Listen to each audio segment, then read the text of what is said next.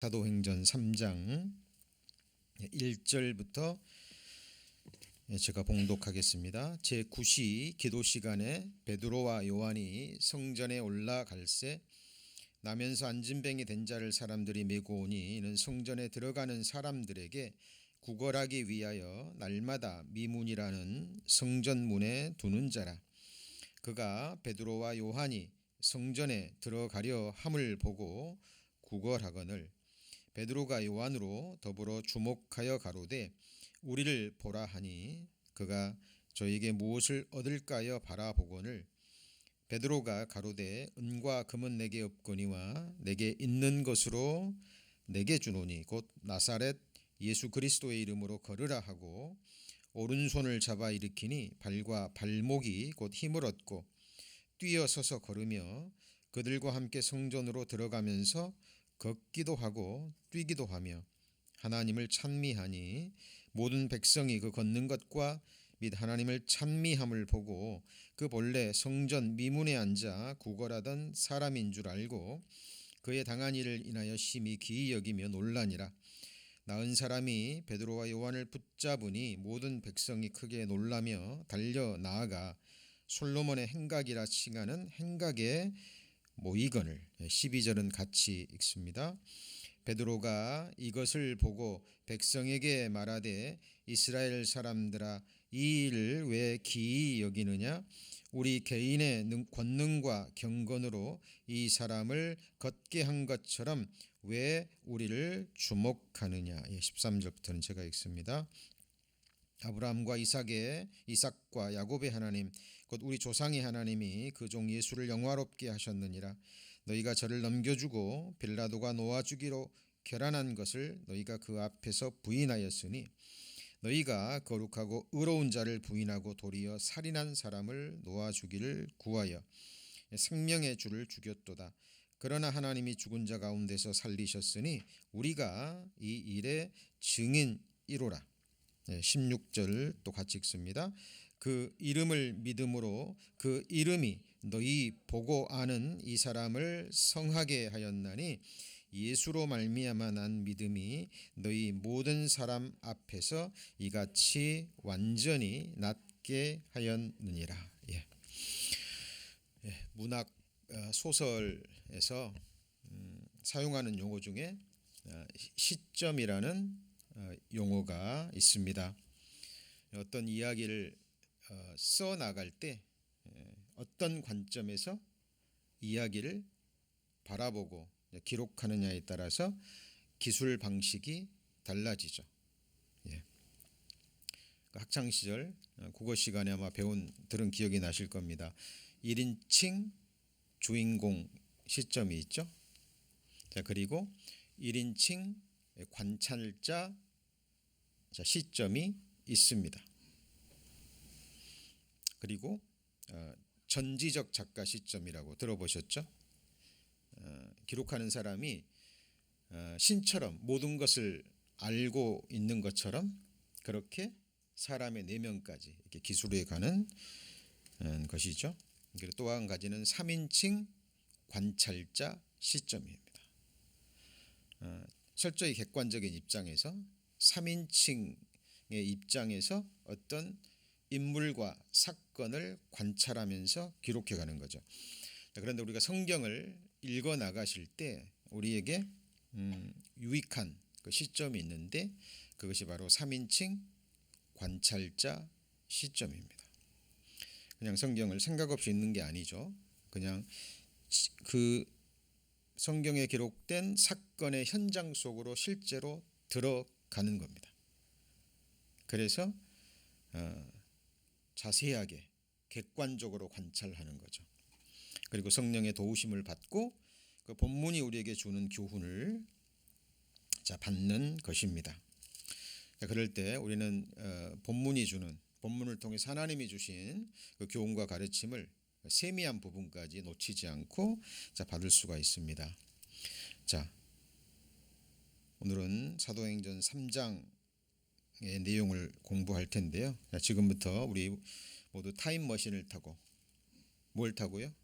타임머신을 타고 사도행전 3장의 역사적인 배경이 되는 초대교회 당시, 지금부터 약 1900여 년 전이죠. 예루살렘 성전 그쪽으로 한번 떠나 보겠습니다. 자, 본문을 보면 시간대가 9시라고 되어 있는데 지금 우리 시간대로 보면 오후 3시입니다. 자, 베드로와 요한이 기도하는 시간이 돼서 정해진 시간에 기도를 했던 것 같죠. 기도하는 시간이 돼서 성전에 기도하기 위해서 두 사람이 지금 성전을 향해서 걸어오고 있는 모습이 보이시죠?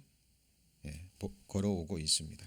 그런데 동시에 여러 사람이 날 때부터 안진뱅이가 된 그 사람을 메고 오는 모습도 지금 보입니다. 그런데 그 사람을 성경에서 기록하기를 날마다 성전 미문에 와서 구걸하던 자라라고 기록하고 있죠. 그러니까 굉장히 유명한 사람이겠죠. 빠지지 않고 날마다 성전 미문에 와서 구걸을 하던 사람입니다. 여기서 미문이라는 것은 아름다울 미자를 써요. 성전은 그렇지 않아도 화려하게 지었는데 또 8개의 문 중에서 가장 화려한 문입니다. 근데 그 아름다운 문, 화려하고 아름다운 문과 그 앞에서 구걸하는 안진뱅이의 모습이 어때요? 좀 대조가 되십니까? 네. 자, 그런데 우리가 여기서 질문을 한 거 던져드릴 게 왜 늦지막하게 오후 3시에 왔을까요? 좀 일찍 오면 안 되나요? 구걸을 하더라도 좀 부지런해야 되잖아요. 근데 왜 오후에 3시에 왔을까요?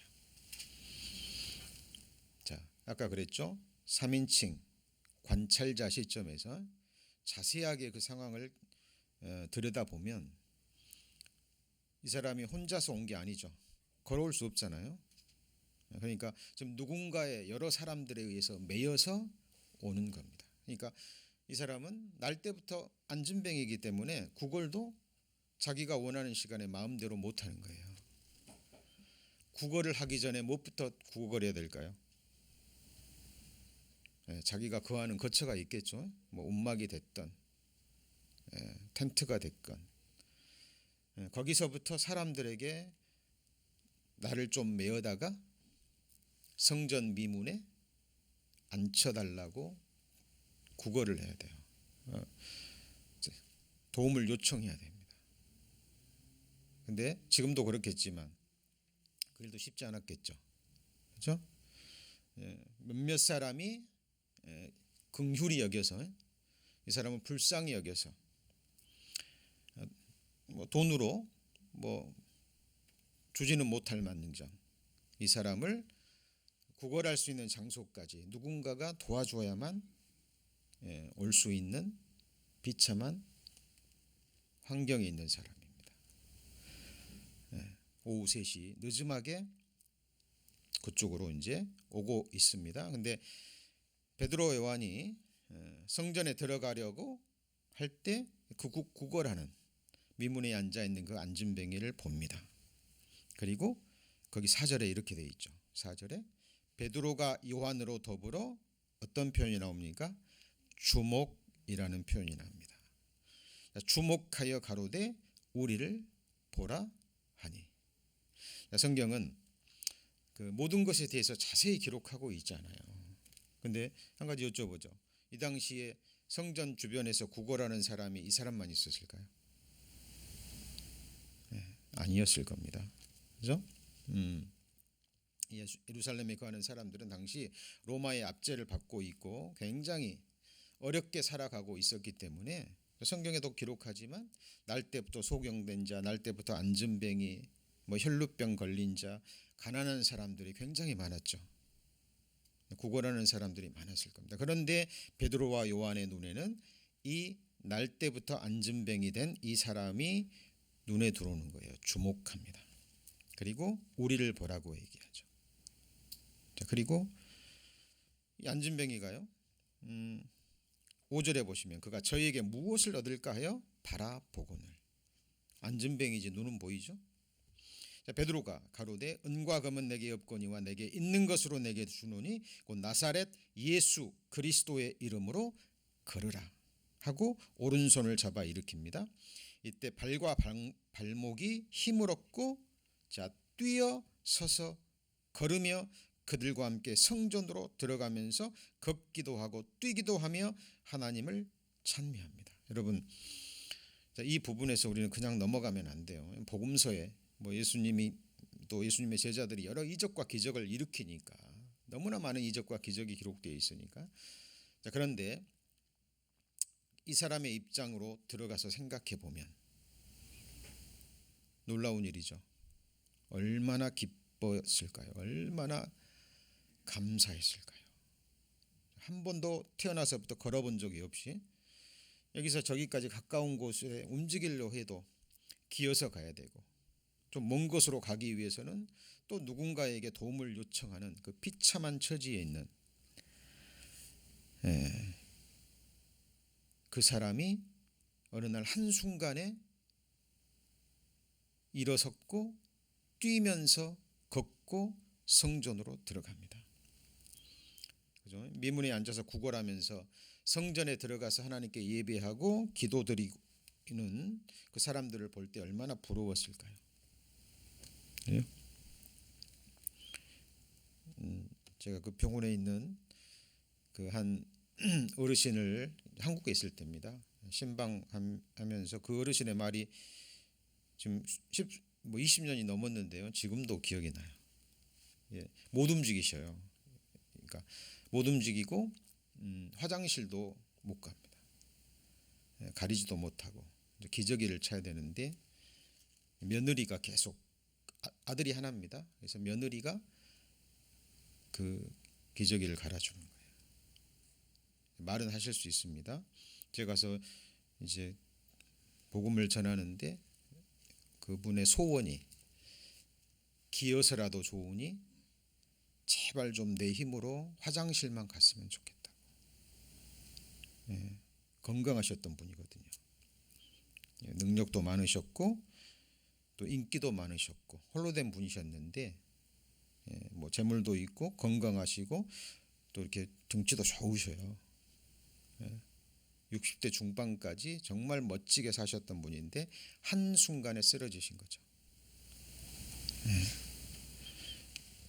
여러분, 자기가 원하는 곳에 움직이지 못한다는 거 비참한 거죠. 그런데 한순간에 일어나서 뛰고 걷고 얼마나 감사했을까요? 그리고는 이 사람이 많은 사람들 중에서 베드로와 요한의 주목함을 받고 하나님의 능력으로 일어나게 된 원인을 발견할 수 있습니다. 자, 이 날때부터 안진뱅이 된 자는 나은 다음에 누구를 찬양합니까? 베드로와 요한을 높이며 찬양합니까? 아니면 하나님을 찬양합니까? 네, 하나님을 찬양합니다. 그러니까 이 사람은 성전 미문에 앉아서 들어가지도 못할 처지잖아요. 그러면서 어떤 마음으로 거기에 앉아 있었는지 알 수 있었던 거예요. 자, 거기 16절에 보시면 16절에 3장 16절에 그 이름을 믿음으로 누가 믿었어요? 날 때부터 소경된 자가 베드로와 요한이 자, 은과 금은 내게 없거니와 내게 있는 것으로 내게 주거노니 자, 자기 것이 아닙니다. 내게 있는 것이에요. 누가 준 거죠? 하나님이 주신 거죠. 나사렛 예수 그리스도의 이름으로 걸으라 하니까 이 사람이 날 때부터 안진뱅이 된 사람이 뭘 믿은 거예요? 나사렛 예수 그리스도의 이름을 믿은 거예요. 그 이름을 믿음으로 예수로부터 난 믿음이 너희 모든 사람 앞에서 이같이 완전히 낫게 하였느니라. 그러니까 성경은 자세히 기록하고 있지 않지만 베드로와 요한이 많은 사람들 중에 이 날 때부터 안진뱅이 산 사람을 주목하여 본 것은 그 사람 속에서 믿음을 본 거죠. 믿음을 본 겁니다. 그리고 나을 만한 믿음이 있는 것을 보시고 나사렛 예수의 이름으로 걸으라 할 때 이 사람이 그 이름을 믿은 거예요. 성경에 보면 천하 구원 얻을 만한 다른 이름을 우리에게 주신 적이 있어요, 없어요? 없습니다. 여러분, 우리가 죄 사함 받고 구원받은 것은 하나님께서 우리를 위해서 주신 유일한 이름, 하나님의 독생자 예수 그리스도. 지극히 존귀하고 지극히 거룩하고 높으시고 보배롭고 영화롭고 광대하고 아름다우신 이름입니다. 예수라는 이름의 의미는 여호와는 나의 구원이라는 의미를 가지고 있습니다. 저희들 처치 에브리원이라는 교회 이름을 가지고 있습니다. 교회는 어때요? 두세 사람이 누구 이름으로요? 내 이름으로. 그러니까 예수의 이름으로 모인 곳이 바로 모인 사람들이 바로 뭐예요? 교회입니다. 맞죠? 자, 이 날 때부터 소경된 자는 예수의 이름을 믿음으로 나음을 얻은 거예요. 그리고 베드로와 요한을 높인 것이 아니라 하나님을 찬미합니다. 그리고 주변의 사람들이 그걸 봐요. 유명한 사람이었잖아요. 날마다 미문에 와서 구걸하니까. 자, 그런데 모든 백성이 이제 그 주변에 있는 사람들이 다 봤겠죠. 이 기적과 이적을 본 거예요. 자, 보고 놀랍니다. 심히 기이 여기며 놀랍니다. 자, 그리고 나은 사람이 베드로와 요한을 붙잡은 것은 그 사람을 높이기 위한 것이 아니에요. 이미 이 사람은 누구를 높였어요? 하나님을 높이고 베드로와 요한을 믿었습니까? 예수의 이름을 믿었습니까? 예수의 이름을 믿은 거예요. 다만 그를 붙잡은 것은, 그죠? 이제 그를 따르기 위해서, 예수 그리스도를 따르기 위해서 예수 믿는 그 제자들과 함께하기 위해서였을 것입니다. 그런데 문제는 그 이적과 기적을 지켜본 사람들이 문제예요. 나은 사람은 예수 그리스도의 이름에 주목했지만 그 이적과 기적을 본 사람들은 누구에 주목해 버립니까? 네, 베드로와 요한에게 주목해 버립니다. 여러분, 이 부분이 우리가 그냥 지나치면은 너무나 중요한 하나님의 교훈을 놓쳐버립니다. 왜냐하면 이 초대교회도 그랬고요. 교회사 역사를 통해서 지금 마지막 시대는 더더욱 그렇습니다. 더더욱 그래요. 특히 교회라는 곳에서 어떠한 뛰어난 능력자가 드러나면, 뭐 치유의 능력이 드러나든지 뭐 말씀의 능력이 드러나든지 이게 드러나잖아요. 그러면 사람들이 그 사람을 사용하시는, 그 사람을 붙잡고 권능을 행하시는 하나님께 주목한 게 아니라 누구한테 주목해요? 그 사람에게 주목하고 그 사람을 높이고 그 사람 주변으로 사람들이 몰려들기 시작합니다. 그때 사람이, 하나님이 취하셔야 될 영광을 사람이 조금이라도 취하기 시작하면 그때부터 타락과 부패는 시작되는 거예요. 여러분, 하나님은 하나님의 영광을 위해서 이 모든 것을 창조하셨습니다. 맞죠? 하나님의 거룩하신 이름을 위해서 하나님은 자신의 백성들을 지금도 모으고 계시는 거예요. 이때 베드로와 요한은 이 어리석은 사람들의 마음의 중심을 받습니다. 자기들을 주목하는 걸 보고. 자, 이때요, 베드로와 요한도 죄성이 있는 사람이죠. 맞습니까? 예. 사실 베드로와 요한에게도 성경은 기록하고 있지만 순간, 시험의 순간인 것이 틀림없습니다. 왜냐하면 사람마다 누구나 이런 마음이 있거든요. 다른 사람에게 인정받고 존경받고 존중받고 높임받고 영광을 받고 싶어하는 마음이 다 있어요. 왜냐하면 죄성을 가지고 태어난 아담의 후손이기 때문에 그래요. 근데 베드로와 요한은 어때요? 그 순간 사람들의 그 마음도 바뀌었고 자기들의 마음도 바뀌었죠. 그리고 자, 믿음으로 이렇게 이야기합니다. 자, 이거는 그리스도인이라면, 예수 그리스도를 주로 섬기는 예수 그리스도의 종이라면 마땅히 취해야 될 모습이고요. 자, 이 모습을 잃으면 하나님 앞에 이뤄지는 자가 되는 거예요. 순간 높아질 수 있습니다. 그러나 하나님이 반드시 개입하시죠. 그리고 다시 돌이켜 그 마음을 낮추지 않으면 하나님 앞에 쓰임 받을 수 없습니다. 그리고 그 사람은 누구의 손에 넘어갈까요? 사탄의 손에 넘어갑니다.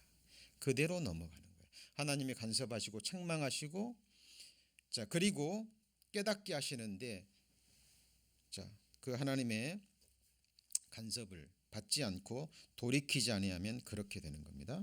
그런데 베드로는 정확하게 이야기합니다. 12절입니다. 베드로가 이것을 보고 백성에게 말하되 이스라엘 사람들아 이 일을 왜 기이 여기느냐. 같이 읽어볼까요? 우리 개인의 권능과 경건으로 이 사람을 걷게 한 것처럼 왜 우리를 주목하느냐. 사실 이 베드로가요, 이 순간 잠깐 눈만 감으면 그 영광은 누가 취하는 거예요? 자신들이 취하는 거죠. 그리고 이런 것을 계기로 조금만 어그러진 마음을 먹으면 얼마든지 사람들을 끌어모을 수 있습니다. 그죠? 그리고 세상의 부귀, 영광, 권세를 취할 수 있는 거죠. 자, 그리고 바로 13절에 보면 복음을 전합니다. 뭘 전해요? 복음을 전합니다. 우리가 생각해 봐야 될 것이 있습니다. 자, 초대교회 당시 예루살렘에 거하는 유대인들, 이스라엘 백성들에게 예수는 어떻게 보였을까요? 어떤 인물로 보였을까요?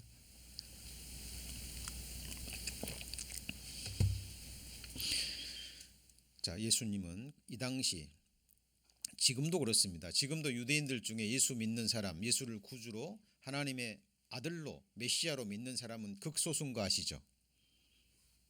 그럼 초대교회 때는 어땠을까요? 더더욱 그렇습니다. 그죠? 예수님, 하나님이 오셔서 자기 백성들에게 복음을 전했지만 그걸 받아들인 사람은 소수예요. 예수님이 말씀 전했는데 예루살렘 전체가 복음을 받아들였나요? 아니에요. 극소수입니다. 그리고 유대인들에게 예수는 어떻게 비쳤을까요? 어느 날 한 사람이 갑자기 나타나더니 자기를 하나님의 아들이라 하더니, 그걸 참남한 만이라고 그래요. 참남한 만. 사람이 가히 말할 수 없는 참남한 말을 한 사람. 그러니까 이적과 기적 잠깐 베풀더니 백성들에게 고소를 당해서 십자가에 비참하게 못 박혀 죽은 자. 예수를 참으로 구주로 믿는 제자들을 제외하고는 대부분의 유대인들에게 예수는 그렇게 보였어요. 비참하게 십자가에 못 박혀 죽고 끝나버렸는데 예수를 따르는 몇몇 광신도들이 예수가 십자가에 죽었는데 무덤에서 살아났다라는 허무맹랑한 이야기를 전하는 광신도들. 그들이 누구죠? 예수님의 제자들인 거예요. 딱 그 정도입니다. 나사렛 괴수의 이단들. 그 정도예요. 자, 이때는 구약 성경은 있었지만 신약 성경도 완성되지 않았죠. 그렇죠? 자, 그러니까 하나님께서 이제 제자들을 통해서 이런 이적과 기적의 권능을 허락하신 겁니다. 자, 병을 낫게 하는 이적은 하나님만 행하십니까? 사탄도 행합니까? 네? 사탄도 행합니다. 여러분, 사탄을 그냥 더러운 귀신 들린 정도로 생각하시면 안 돼요. 성경에 더러운 귀신 들린 갈 때 그 귀신들은요, 가장 낮은 계급의 귀신들입니다. 광명의 천사로 가장한 고동 천사들도 있고, 사탄 마귀는 루시퍼가 타락해서 그렇게 됐잖아요. 하나님 다음 가는 능력과 지혜와 힘을 가지고 있어요. 그래서 마지막 시대 하늘에서 불이 내려오기도 하고, 그죠? 출애굽 당시에 그 술사들을 통해서 바다를 피로 만들기도 하고, 지팡이를 뱀으로 만들기도 하고. 누가요? 사탄, 마귀, 악한 영들이 지금도 사탄의 역사를 통해서요, 암덩어리가 나오고 병이 일어나고 이런 일이 있다는 거예요. 하나님의 역사도 있지만, 자, 그런데 예수님이 하나님께서 이 당시 초대교회 제자들을 통해서 이런 이적과 기적을 허락하신 것은 일단은 사람들이 예수에 대한 관심이 있어요, 없어요? 없는 거예요. 예수님의 제자들이 예수 부활 전하면 저 광신도들 이런 취급을 받던 때 일단 그들을 주목하는 것은 이적과 기적입니다. 그리고 사람들이 자기들에게 주목할 때 그때 자기를 드러내고 자기 영광을 취하고 자기가 높임받는 것이 아니라 그때 그 시선을 누구에게 돌려야 될까요? 예수 그리스도의 이름에 돌리는 거예요. 그래서 그들을 책망하면서 바로 베드로와 요한은 복음을 전합니다. 그죠? 자, 이것이 초대교회에 있었던 일입니다. 예수님도 이 사실을 친히 말씀하셨죠. 마태복음 11장입니다. 마태복음 11장.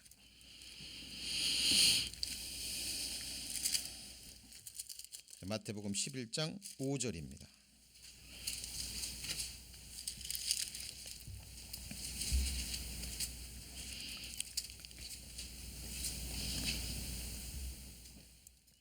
마태복음 11장 5절 같이 읽습니다. 소경이 보며 안전뱅이가 걸으며 문둥이가 깨끗함을 받으며 귀머거리가 들으며 죽은 자가 살아나며 가난한 자에게 복음이 전파된다 하니라. 자, 소경이 보고 안전뱅이가 걸으며 문둥이가 깨끗이 되는 것. 근데 이 사람이 또 시간이 지나면 또 병 걸리고 죽어요, 안 죽어요? 죽죠. 그 사람의 인생의 근본적인 문제를 해결해 주는 게 아니에요. 우리 인생의 근본적인 죽음을 해결해 주는 것은 예수 그리스도의 십자가의 복음뿐입니다. 예수 그리스도와 함께 십자가요 죽은 자들만이 부활해서 영원한 생명을 얻는 거예요. 그러니까 베드로와 요한은 예수님의 말씀을 기억하고 있죠. 자기들에게 무슨 권능, 자기들의 경건, 자기들의 능력이 있어서가 아니라 자기들을 통해서 하나님의 능력이 드러났죠. 사람들의 주목을 받았다면 이제 그 시선을 누구한테 돌려야 돼요? 예수 그리스도와 십자가로 돌려야 돼요. 예수님의 제자들은 예수 그리스도를 가리키는 손가락의 역할만 하면 충분합니다. 지금도 마찬가지예요. 마지막 시대까지 교회가 완성돼서 교회가 들림 받는 그 순간까지 예수의 종들은 정말 그리스도인들은 그 역할만 하고 가면 됩니다. 저희 교회도 마찬가지죠.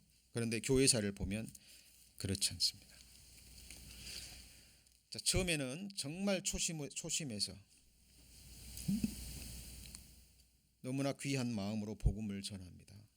그래서 역사가 일어나는 거예요. 그런데 문제는 어떤 한 사람을 통해서 어떤 한 교회를 통해서 복음의 역사가 일어날 때 사람들은 거기에 주목하죠. 그때 그 시선을 주님께로 계속 돌리고 그 영광은 하나님께만 받으셔야 되는데 그 순간에 한 사람이 받든지 어떤 교회가 받든지 하게 되면 그때부터 곁길로 나가는 거예요. 몇 년 전입니다. 한 몇몇 목사님들과 교제를 나누면서요 그런 이야기를 들었어요. 그 아시는 그 멕시코 선교사님인데 몇몇 교회에서 또 몇몇 개인 로부터 이제 선교 지원금을 받아가지고 꽤 큰 돈을 받아가지고 멕시코에 교회당을 짓는 거예요. 근데 조건이 있습니다. 조건이 뭘까요? 어떤 헌금을 기부한 교회에 이름이 들어가야 되고, 그렇죠? 자기가 원하는 사람의 이름이 들어가야 되는 거예요. 근데 교회 한 군데서 지원 받은 게 아니거든요. 몇 군데 지원을 받아야 되니까 그 이름을 다 집어넣으려니까 이름을 짓기가 너무 힘들다는 거예요. 여러분, 그 영광은 누가 취합니까? 네? 사람이 취하는 거예요. 여러분, 그런 일들이 교회사를 통해서 너무 많습니다.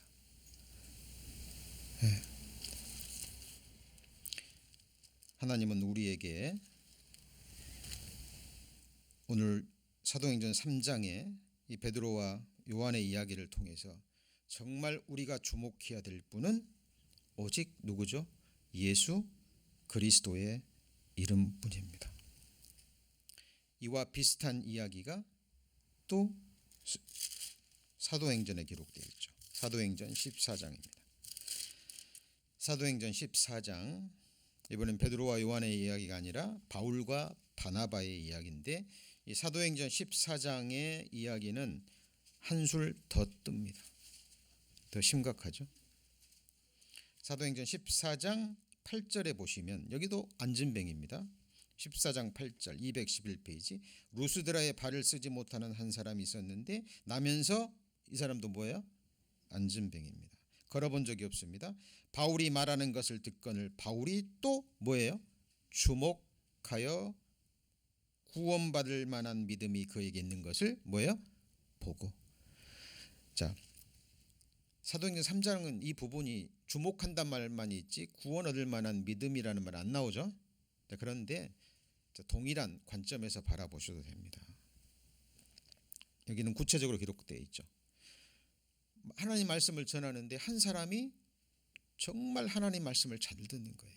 그러니까 그 사람이 구원을 만한 믿음 있는 걸 보고 바울과 바나바가 주목하여 봅니다. 그리고 큰 소리로 말하되 내 발로 바로 일어서라 하니 그 사람이 어때요?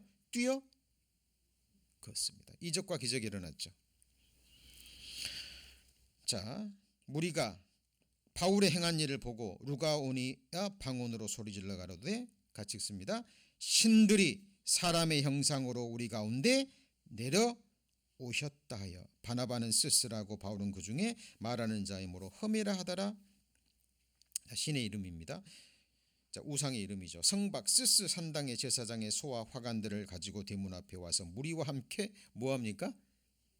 제사하고자 하니. 베드로와 요한은 모여가지고 막 놀래가지고 베드로와 요한을 막 높이고 뭔가를 이제 계획하려고 하는데 여기는 보자마자 아하, 저 사람들 사람이 아니다. 사람이 아니야. 신들이야. 신들이 사람의 모양으로 내려왔구나. 그리고 바로 제사하려고 합니다. 여러분, 이 어리석은 무리들의 이 우매함을 보세요.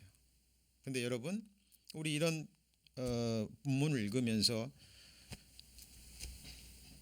정말 놀랍잖아요. 근데 이런 일들이 지금 우리 시대에 있을까요, 없을까요? 네? 있습니다. 있습니다. 예, 기가 막힌 일이죠. 그때 14절, 사도 바나바와 바울이 듣고 옷을 찢고 무리 가운데 뛰어 들어가서 소리질러 가로되 여러분이여 어찌하여 이러한 일을 하느냐? 우리도 너희와 같은 성정을 가진 사람이라. 우리는 신이 아니다. 너희와 똑같은 육체를 가지고 죄성을 가진 죄인이다, 그 말입니다. 죄인이었기 때문에 예수님의 십자가의 피로 말미암아 구원을 받고 제발 이런 일 하지 말라고 이 복음을 전하는데 사람들이 또 바울의 이적과 기적을 오해해가지고 하나님을 높인 것이 아니라 이 두 사람을 높여서 제사하려는 모습을 보고 이 옷을 찢는 것은 마음을 찢는 거예요. 기가 막힌 거죠. 그런데 이런 일들이요, 역사를 통해서 교회사를 통해서 없어지는 것이 아니라 교묘한 방법으로 여러 가지 모습으로 심화됩니다. 여러분, 하나님의 집 다스리는 큰 제사장이 계심에 하나님의 집 교회를 다스리는 큰 대제사장 예수님이 우리 가운데 계셔요, 안 계셔요? 계시죠? 그러면 된 겁니다. 자, 우리 처치에 부르는 성도님들은 우리 가운데 계시는 누구를 보셔야 돼요?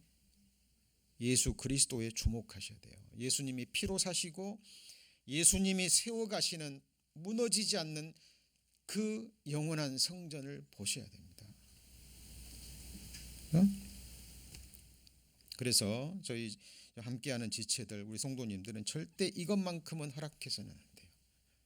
우리가 하나님 앞에 생존하고 우리가 바른 복음을 주님 오시는 그날까지 한 사람에게라도 전할 수 있기 위해서는 구원의 능력은 사람에게서 와요, 성령의 능력이죠?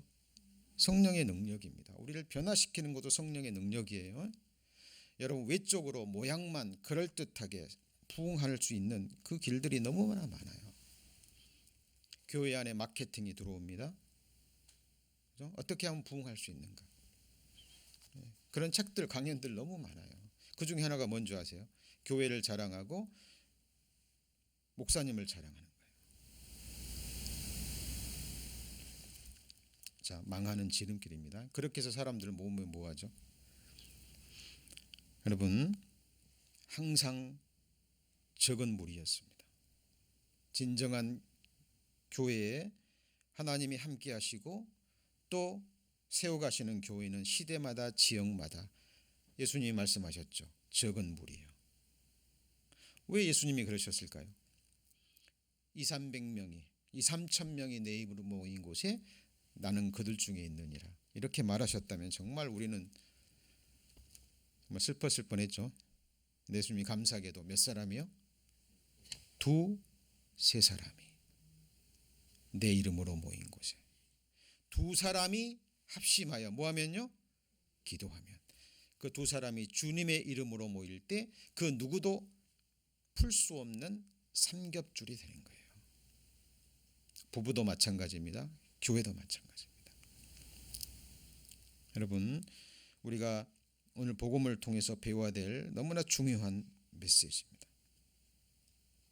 바울은 옷을 찢고 정말 비참한 마음으로 그들을 책망합니다. 자, 그리고 복음을 전하죠. 하나님의 말씀을 전합니다. 15절입니다.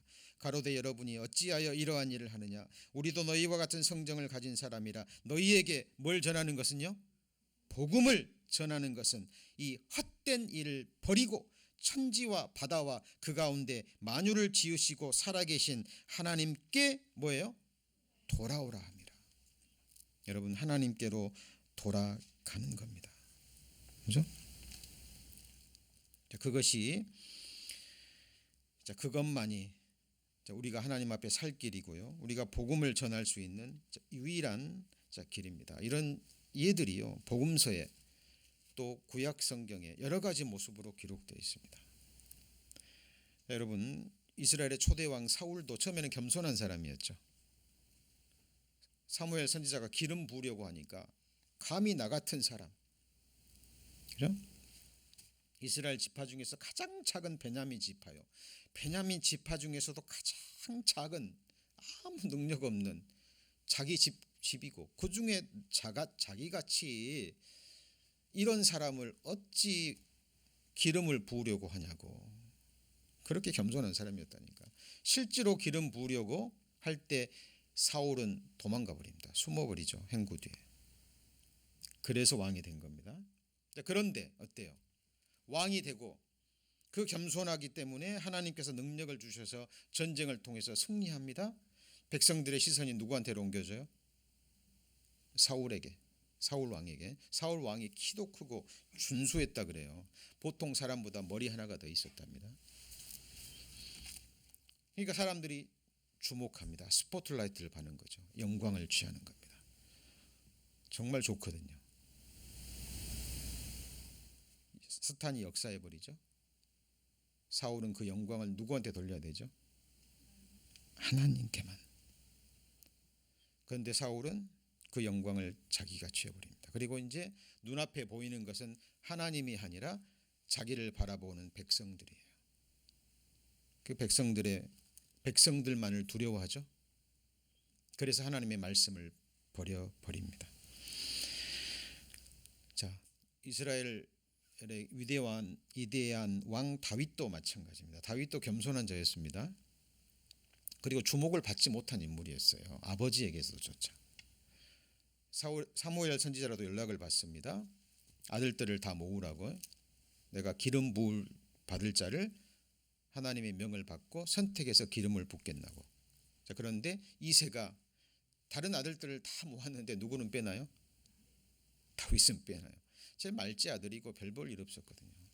그러니까 너는 가서 저기 양이나 치라고. 그리고 준수한 이세의 큰아들이 탁 지나가니까 사무엘 눈에 확 들어옵니다. 이 사람이구나. 야, 잘생겼네. 준수하네. 사람의 이목을 받는 인물이네. 기름 부으려고 하니까 나는 이미 그를 버렸노라. 나는 사람은 외모를 보거니와 나는 뭘 봐요? 중심을 보느니라. 그 말씀 오해하시면 안 돼요. 하나님은 외모는 안 보고 중심만 보는 게 아니에요. 중심을 보시고 중심에서 나오는 뭐를 보셔요? 외모도 보십니다. 뭐 중심만 괜찮으니까 외모는 그게 아니에요. 하나님은 중심을 먼저 보시고 중심에서 나오는 진정한 외모도 보십니다. 근데 사람은 뭐만 봐요? 외모만 봅니다. 다 아니에요. 아들들이 없느냐? 예, 말제 아들 다윗이 양치고 있습니다. 데려오라. 하나님이 선택한 사람 누구였죠? 다윗이었습니다. 겸손한 사람이었죠. 그런데 다윗도 한순간 높아지잖아요. 뭐 우리아의 아내를 범한 큰 죄를 범하고 또 인생 말년에 이제 다윗의 나라가 극하게 강한 나라가 돼요. 순간 성경에 보면 사탄이 다윗을 격동했다 그랬어요. 뭐예요? 격동. 야, 너 대단하구나. 정말 너의 능력으로 이 위대한 강한 나라를 세웠구나. 야, 네 나라가 얼마나 큰지, 너를 따르고 너를 쫓는 네 백성들이 수가 얼마나 많은지 한번 계산해봐. 다윗이 한순간에 그 시험에 빠져버립니다. 그리고는 요압 장군에게 인구를 계수하라 명하죠. 요압이 금방 아는 거예요. 요압도 이게 잘못됐다는 거예요. 왜냐하면 엄청난 시간과 함께 재물과 함께, 그죠? 하나님이 원하시는 것이 아니거든요. 딱 안 거예요. 다윗의 그 마음에 거만한 마음이 올라와 가지고 내 수하에 백성들이 얼마나 되는지, 그죠? 요압이 막았지만 계속 명령하니까 행합니다. 그 죄로 백성들이 수만 명이 죽음을 당하죠. 근데 다윗이 위대한 건 뭐냐면 하나님이 책망하시고 징계를 주실 때 다윗은 어떻게 해요? 바로 깨닫고 하나님 앞에 엎드렸다라는 겁니다. 그리고 중요한 것은 다윗은 동일한 죄를 반복하지 않았어요. 사울은 책망받고 돌이키지 않았습니다. 겉으로 돌이키는 말만 했지 중심으로 돌이키지 않았어요. 누구는요? 사울은. 근데 다윗은 책망받고 돌이킵니다. 여러분, 하나님은 마음이 교만한 자를 낱낱이 발견하셔서 낮추십니다. 헤롯 왕이요, 사도행전 12장인가요? 백성들 앞에서 왕복을 입고 호유합니다. 호유한다는 것은 연설하는 거예요. 백성들 앞에 연설을 하는데 그날따라 연설이 아주 명연설이었던 것 같습니다. 백성들이 듣고 야, 저거는 신의 소리다. 백성들이 칭찬하고 헤롯 왕을 높입니다. 그때 헤롯 왕이 영광을 하나님께 돌리지 않고 누구에게요? 자기에게 돌림으로 헤롯 왕도 충이 먹어 죽습니다. 여러분, 항상 우리 신앙생활 하시면서 기억하셔야 돼요. 우리는 죄성이 있고 우리 안에 이 어그러진 마음이 있기 때문에 사탄은 계속 이 부분을 건드립니다. 그렇게 해서 좀 사람들이 나를 알아주면 좋겠고 나를 높여주면 좋겠고 나를 인정해주면 좋겠고. 요즘 젊은이들이 SNS에 빠져 있습니다. 이유가 뭘까요? 연예인들이요, 뭐 자기 사진 하나 보내면 올려놓으면 막 전 세계 수많은 사람들이 막 좋아요 올려주고 관심을 가져지고 막 합니다. 스포트라이트를 받는 거예요. 그걸 통해서 자기가 어떤 존재라는 것을 거기서 인정받고 싶은 거예요.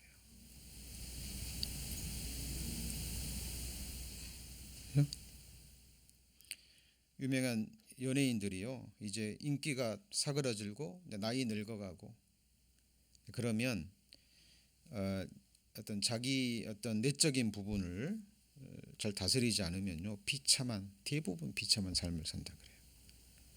그죠? 예. 왜냐하면 그것에 익숙해 있던 사람이기 때문에. 자기가 그냥 뭐 거리 한 번만 지나가도 수많은 파파라치들이 막 나와가지고 막 사진 찍고 관심 갖고 막 이 봤다가 어느 한 순간에 그 인기는 사그라들죠. 그죠? 뭐 아무 관심이 없는 거예요. 아무 관심이.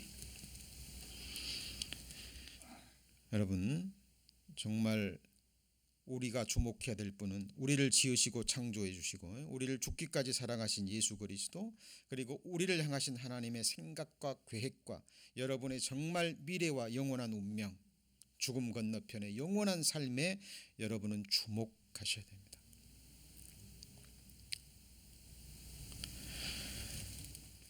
시편에 보면 시편 기자가 그렇게 기도하잖아요. 하나님 내 마음을 탐욕으로 향치 말게 하시고 주의 증거로 향하게 하소서. 내 눈을 돌이켜 허탄한 것을 보지 말게 하시고 주의 도의 나를 소성케 하소서. 주를 경외케 하는 주의 말씀을 주의 종에게 세우소서. 왜냐하면 시편 기자는 그러고 싶지 않은데 기회만 주어지면 자기 마음이 어디로 향해요? 탐욕으로 향하고 기회만 주어지면 자기 시선이 정말 허탄한 곳으로 향하는 거예요. 우리 휴대폰, 셀폰 필요합니다. 우리 일상생활에 유익한 부분도 굉장히 많습니다. 그런데 정말 필요할 때만 사용해야죠. 보면 어떻습니까? 특히 젊은이들 같은 경우에는 끼고 살죠. 그죠? 계속 나와 상관없는 이야기. 물론 세상 돌아가는 일들 우리가 뉴스도 들어야 됩니다. 알아야 되고 성경에 수천 년 전에 예언된 말씀이 지금 어떻게 성취되고 있는지 성참의 역사를 통해서도 우리 역사적인 존재이기 때문에 관심을 가져야 돼요. 근데 거기서 다 끝내셔야 됩니다. 근데 엉뚱한 것에 우리는 시선을 가지고 주목하고 거기에 관심 가지고 그 일에 분노하고 하는 경우가 너무 많잖아요. 성경은 자 우리에게 주시고자 하시는 그 교훈이 너무나 분명합니다. 아까 사울 이야기, 다윗 이야기 했죠. 근데 이런 얘기는 너무 많아요. 사사기 6장부터 9장까지 기드온 용사 이야기 나옵니다. 300용사 아시죠? 미디안 족속으로부터 침략을 받아서 극한 괴로움을 당하고 있어요.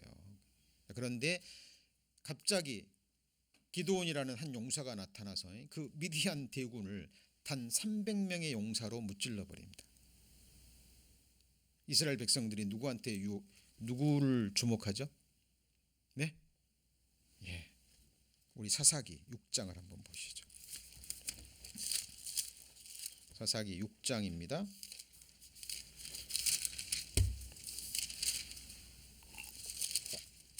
6장부터 이제 기드온의 이야기가 나옵니다. 자, 그리고 8장 한번 보시죠. 375페이지. 375페이지 사사기 8장. 자, 기드온이 300명의 용사로 미디안 대군을 무찔렀습니다. 자, 백성들이 너무 이제 좋은 거예요, 이제. 그죠? 침략을 받다 괴롭힘을 당하다가 이 기드온이라는 사람이 나타나서 이 300명이라는 적은 숫자로 이겨버렸잖아요. 그러니까 22절 이 어리석은 백성들이요. 때 이스라엘 사람들이 기드온에게 이르되 당신이 우리를 미디안의 손에서 구원하셨으니 같이 읽습니다. 당신과 당신의 아들과 당신의 손자가 우리를 다스리소서. 야, 한 나라의 왕이 되는 것이 얼마나 힘든데 이제는 온 백성들이 한 마음이 돼서 이 기드온을 왕으로 삼으려 그래요. 말 그대로 눈 한번 딱 감으면 기드온은 뭐가 되는 거예요? 왕이 되는 거예요.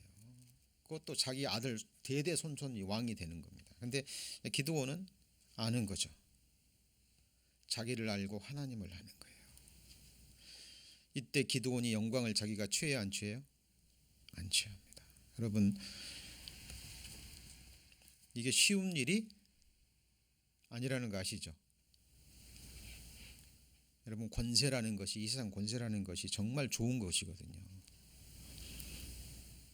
내 말 한마디에 나라가 움직이고, 그러죠? 내 앞에 수많은 사람들이 내 앞에서 무릎을 꿇고 머리를 조아립니다. 그것도 본인들이 원해서 지금 왕을 세우려고 하는 거잖아요. 기드온은 단칼에 거절합니다. 왜요? 너희를 다스릴 분은 나 같은 인생이 아니라 천지를 지으신 여호와 하나님이야. 내 자식들도 너희를 다스리지 않아 라고 얘기를 합니다. 23절 기드온이 그들에게 이르되 내가 너희를 다스리지 아니하겠고 나의 아들도 너희를 다스리지 아니할 것이요 여호와께서 너희를 다스릴 지시니라 그랬죠. 여러분, 여러분의 삶도 누구의 다스리심 받아야 돼요? 사람의 다스림 받으면 큰일 납니다. 그죠? 성도님들께 부탁합니다. 주님 오시는 그날까지, 저희 처치 에브리원이 하나님 앞에 거룩한 신부로 세워지는 그날까지 저희 교회를 다스리실 분은 오직 누구죠? 예수 그리스도 하나님이십니다. 그죠? 그 누구도 허용해서는 안 돼요. 오직 예수 그리스도와 살아계신 하나님, 하나님의 말씀만이 우리 마음을 통치하고 다스리고 예수님만이 저희 교회를 세우시고 이끌어 가실 수 있고, 감사한 것은 기드온의 70명의 아들들도 순종합니다. 그것도 쉬운 일이 아니에요. 근데 기드온이 모든 믿음의 선진들이 그렇지만 완전한 사람이 있어요, 없어요? 없죠. 믿음의 승리자들 중에도 온전한 사람이 없어요. 다 허물, 부족함이 있습니다. 자, 이 부분에서는 하나님 앞에 합당했습니다. 근데 기드온이 왕은 되지는 않을 텐데 좀 금을 좀 바쳐라, 금을. 그러니까 이제 백성들이 막 갖다 바치는 거죠. 근데 이 재물을 원한 게 아니라 이걸로 에봇을 만들어요, 에봇을. 그러니까 이제 사람들이 또 어떻게 해요? 뭐에 주목할까요? 예? 기드온이 왕이 되지는 않았지만 기드온이 만든 에봇에 집중해서 그걸 또 음란히 섬겨버립니다, 에봇을. 이게 참 이해가 되지 않지만 이게 인생들이라니까요. 이게 인생들입니다.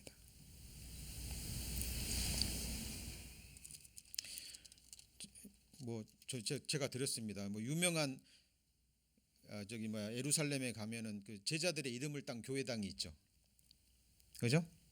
성 베드로 기념성당 이런 거 있잖아요. 베드로가 원했을 것 같습니까? 네? 베드로의 이름을 욕먹이는 거죠. 제가 들었습니다. 한경직 목사 기념교회당. 그 목사님이 그걸 원했을까요? 네? 여러분, 우리는 정말 우리의 처음 모습을 잊어버리면 안 됩니다. 구원받기 전에 우리의 모습. 망각은 타락의 시작이라는 말이 있죠. 우리가 구원받지 않았으면 어느 날 죽고 심판받고 영원한 지옥 불못에서 영원이라는 시간을 보내야 되는 것이 사실이었죠. 맞습니까? 그 사실 잃어버리면 끝나는 거예요. 네. 우리 성도님들 삶 가운데 이러저러한 고난, 고통, 어려움이 있을 수 있습니다. 저는 그때마다 그거 생각했어요.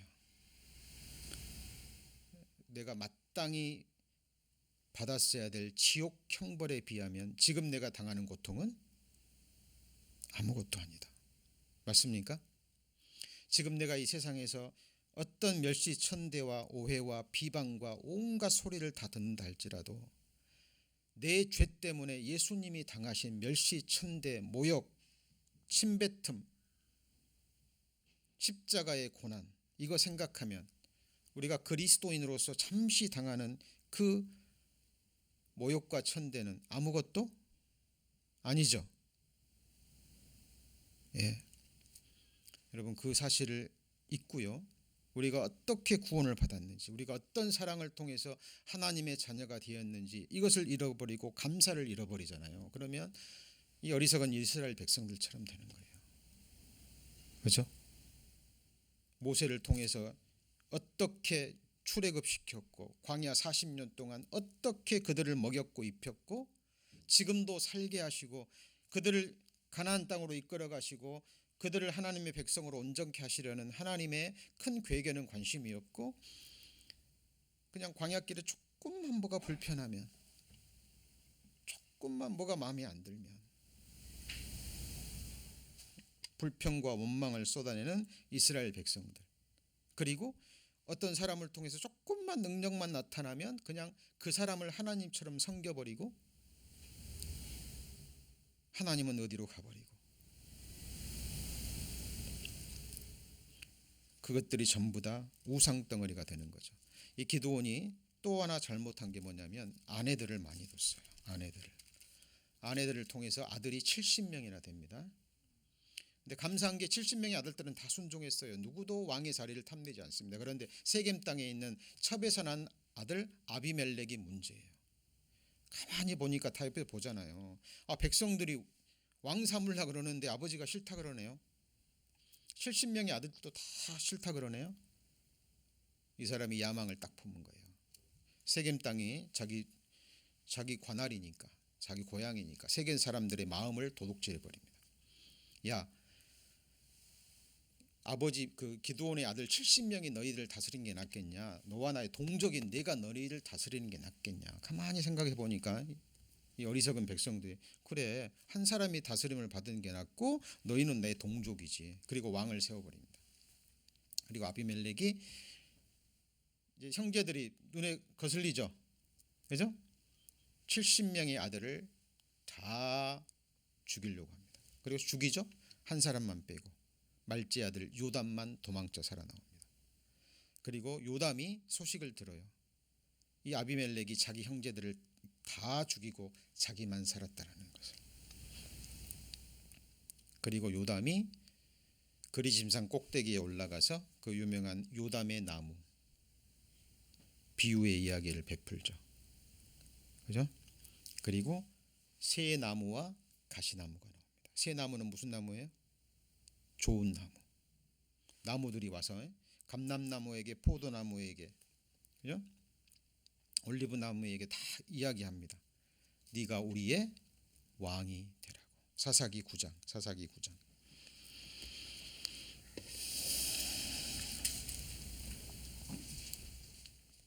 9장 8절에 하루는 나무들이 나가서 기름을 부어 왕을 삼으려 하여 감람나무에게 이르되 너는 우리 왕이 되라 하매 감람나무가 그들에게 이르되 나의 기름은 하나님과 사람을 영화롭게 하나니 내가 어찌 그걸 버리고 나무들 위에 요동하리요. 나무들이 또 무화과 나무에게 이르되 너는 와서 우리의 왕이 되라 하매 무화과 나무가 그들에게 이르되 나의 단 것 나의 아름다운 실과를 내가 어찌 버리고 가서 나무들 위에 요동하리요. 나무들이 포도나무에 이르되 너는 와서 우리의 왕이 되라 하매 포도나무가 그들에게 이르되 하나님과 사람을 기쁘게 하는 나의 세수를 내가 어찌 버리고 가서 너희 나무들 위에 요동하리요. 어때요? 좋은 새 나무들은 전부 다 거절하죠. 내가 원하는 것은 하나님께 받은 내 이 실과로 하나님과 사람들을 영화롭게 하고 기쁘게 하면 되는 거예요. 자, 여기서 아름다운 열매 실과들은 뭘 의미할까요? 자, 성도님들에게 하나님이 주신 달란트들이 있죠. 있습니까? 있습니다. 예, 건강이면 건강, 어떤 지혜면 지혜, 능력이면 능력, 세상 권세면 권세, 아니면 재물이면 재물. 그 누구 거죠? 네? 하나님이 주신, 하나님의 영광을 위해서, 하나님 나라와 의를 위해서 하나님이 주신 단 열매들이에요. 자, 그것을 가지고 하나님을 영화롭게 하고 사람들에게 유익이 되면 되는 거죠. 맞습니까? 그걸 가지고 하나님께 영광을 돌리면 하나님이 다 그 나라에서 영원한 것으로 갚아주신다고 약속하셨잖아요. 그런데 그것들을 통해서 사람들을 위해서 왕노릇하고 그들을 지배하고 다스리고 그들 위해서 요동하는 것을 좋은 나무들은 원해요, 원치 않아요? 원치 않습니다. 그런데 여러분 실상을 보세요. 이런 일들이 실제로 있습니까, 없습니까? 네? 있습니다. 어디에서요? 특별히 교회라는 곳에서. 지금 많은 교단에서 깨어있는 목회자들, 성도들은 교단을 탈퇴하는 일들이 너무 많아요. 왜 그럴까요? 믿음을 지켜갈 수가 없기 때문에. 예. 교단에서 소수의 몇몇 사람들이, 힘과 권세를 가진 사람들이 어떤 잘못된 결정을 해버리면 어떻게 되는 거죠? 어떻게 되죠? 도매금으로 넘어가는 거죠. 지금 우리는 그런 시대를 살고 있습니다. 정말 저희들 개인적으로도 교회적으로도 말씀 안에서 정확하게 깨어 있어야 됩니다. 이 세 나무는 다 거절해요. 그런데 가시나무가 뭐라고 얘기하죠? 다 거절하니까 이제 이 나무들이요. 그래, 그럼 가시나무한테 네가 왕이 되라. 가시나무는 뭐라 그래요? 참으로 나를 왕 삼겠느냐? 그죠? 그리고는 내 그늘에 와서 쉬어라 그럽니다. 가시나무가 그늘이 있어요, 없어요? 있어요, 없어요? 가시나무에 가까이 가면 찔리는 것밖에 없어요. 뭐밖에 없어요? 찔리고 상처받는 것밖에 없습니다. 여러분, 하나님의 종들의 정말 공통점이 있습니다. 그게 뭐냐면 같이 보시죠. 온유함. 네, 온유함입니다. 모세가 40년 동안 그 200만 명이 넘는 사람들을 이끌었던 하나님이 주신 성품이 뭐죠? 온유함이었습니다. 성령의 열매죠. 여러분 생각하셔야 됩니다. 여러분 정말 좋은 나무가 되실랍니까? 아니면 가시나무가 되실랍니까? 그런데 우린 돌아보셔야 됩니다. 우리 안에 이런 가시나무와 같은 모습이 있을까요, 없을까요? 예, 있기 때문에 저에게도 있고 또 그런 모습들이 남아 있기 때문에 하나님은 이런 말씀들을 통해서 때를 따라 우리를 교훈하시고 낮추시고 경계하시는 거예요. 그죠? 자, 가시나무는 15절입니다. 15절. 가시나무가 9장 15절. 가시나무가 나무들에게 이르되 너희가 참으로 내게 기름을 부어 너희 왕을 삼겠거든 와서 내 그늘에 피하라. 그러지 아니하면 불이 가시나무에서 나와서 레바논의 백향모를 뭐죠? 살을 것이니라. 그래서 근데요, 놀라운 것은 사람들이 이런 것을 원해요. 이런 것을 원합니다. 교회 목회자들이 절대 카리스마를 가지고요, 그죠? 어떤 딱 질서를 세우고 거기서 어긋나는 것은 그냥 내치는, 그리고 오히려 사람들이 그걸 더 좋게 여기고 그리고 그런 사람들을 따라가는 일들이 진짜 오늘날의 현실입니다. 여러분, 우리가 책망을 받을 것은 오직 뭐밖에 없어요? 모든 성경은 하나님의 감동으로 된 것으로 교훈과 그 다음에 뭐예요? 책망과. 여러분 말씀의 책망이면 충분해요. 각자 말씀으로 책망을 받고 교훈을 받고 하나님의 사람으로 온전케 되는 거죠. 하나님의 백성으로. 그렇게 돼서 천국에서 하나님의 한 백성으로 부끄러움이 없이 하나님과 성도를 섬기기에 부끄러움이 없는 한 온전한 사람이 돼서 주님 앞에 세워지는 것입니다. 자, 오늘 사도행전 3장 날 때부터 소경된 자 이야기를 통해서 우리는 교훈을 받았습니다. 오늘의 말씀의 제목은 그 이름이 이 사람을 낫게 하였나니. 그 이름이 누구죠? 예수 그리스도입니다. 베드로의 경건과 베드로의 권능이 아니에요. 그죠? 우리 삶 가운데서도 개인적으로 교회적으로도 가정에서도 어떤 능력이 나타나고 하나님의 역사가 이루어진다면 그것은 오직 누구의 능력이죠? 하나님의 권능의 역사입니다. 모든 영광은 오직 하나님께만. 우리가 이 마음을 놓쳐버리면 그때부터는 성령은 근심하시고 또 성령의 역사는 소멸될 수 있습니다. 다 함께 같은 마음으로 오직 예수 그리스도를 우리의 영원한 왕으로 삼고 예수만이 우리를 영원히 다스리는 그 나라의 완성을 위해서 우리 주님 오시는 그날까지 함께 가기를 소망합니다. 기도하시겠습니다.